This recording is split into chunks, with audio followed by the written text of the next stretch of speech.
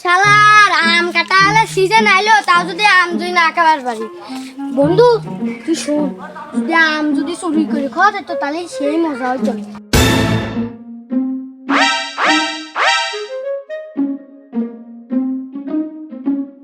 বন্ধু তুই তো ঠিকই বলেছিস, আশেপাশে তো কেউ নেই, আয় আম চুরি করে খাই।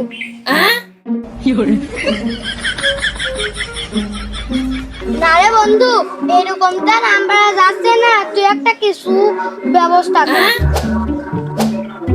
ওই দেখ বন্ধু লাঠি, আমি তো এই লাঠি নিয়ে আসি যা।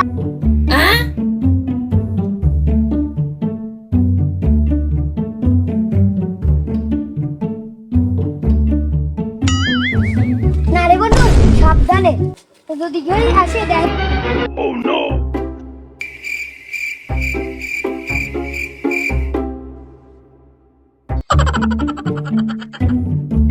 আমার মানে সেরা এই আম নিয়ে আসলে দুধ তুলে নিতে মানুষ আছে, যেমন আমার পাশের গ্রাম। তুই ঠিকই বলেছিস, আমার বাগানে আসলে কাম কাজ হয় এই পোলাপানের জন্য একটা আমও গাছ। তুমি একটা কাজ করতে পারো না? তোমার এই বাগান 4-5টা ধরে কিনতে পারো না, যাতে এলাকার কোনো পোলাপান না ঢুকতে পারে, আবার তোমার এই বাগানে যত আসলে কাজ কাম হয় একটু কমতো। এবার আমি চারপাশে গিলতে চাইছিলাম, এবার বাগানের তেমন একটা আম আসে নাই, এবার তাই গিললাম, সামনের বছর গিলবো। মানিক চা, এসব কথা বাদ দাও। ও এলাকার পোলাপন 2-4টে আম খাবে, ওসব কথা তুমি বাদ দাও। আমার কাজের কথাই আসি। বলছিলাম এই গাছে যাই হোক মোটামুটি ভালো আমি আইছে, কত দাম দেবো বলো? 15,000 দিছে না? হ্যাঁ গো মানিক চা, এই কয়টা আমের জন্য 15,000 টাকা দিতে যাবো কে? হ্যাঁ মানিক চা, এই আমের নাম কি? বারোটির মার বাতাস হলে। হ্যাঁ মানিক চা, এই আমের কি নাম যে এত তোমার দাম, কারণ কি? শোনেক বাইসতে এও অনেক কাহিনী আছে। কি কাহিনী বলো তো একটু শুনি।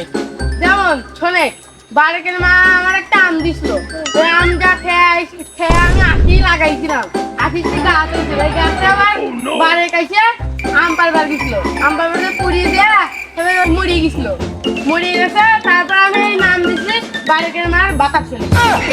হ্যাঁ গো চাচা, অন্য কোনো নাম দিতে বাড়িতে? আচ্ছা চাচা ওইসব কথা বাদ দাও, নাও আমি আসলে তোমার আসলে 10,000 টাকা দেবো না, দিল্লি দাও, না দিলে না দাও, আমি এতে গেলাম। আচ্ছা বাইসতে তুই নিয়ে যা। আচ্ছা তাহলে আমি ওই লোকজন ডেকে এনে আম কয়টা বাড়ি নিয়ে যাচ্ছি। হ্যাঁ গো চাচা, তোমার আর বেশি ব্যথা যাবে না? যাবার পারবে মানিক চা শোনো। কি? ওহে শোনো চাচা, এদিকে আসো। শুনলাম তোমার এই বাগানে বলো যত আসলে কাজ হয়, আম কি আদৌ কি ভালো আছে নাকি ওর ভিতরেও পোকা ইলবেল করতেছে? না ভালো আছে, এই যে খুব ভালো। তাই হ্যাঁ দেখি। আচ্ছা যাও আবার হবে নি।